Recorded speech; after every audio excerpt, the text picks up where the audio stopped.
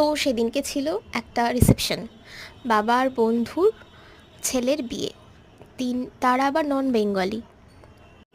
বিয়েতেও আমাদের সবার ইনভিটেশন ছিল, তবে আমি যাইনি আমার নিজস্ব কাজের জন্য। মা বাবা সবাই, দিদিরা সবাই অ্যাটেন্ড করেছে, আমি রিসেপশনটা অ্যাটেন্ড করেছিলাম। তো এই হচ্ছে তার ছোটো ছোটো কিছু ক্লিপ।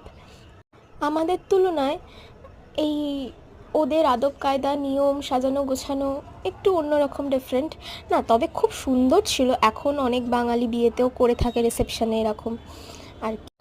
মানে খুবই সুন্দর, ডেকোরেশন থেকে সমস্ত প্রিপারেশন, সমস্ত কিছু খুবই সুন্দর ছিল।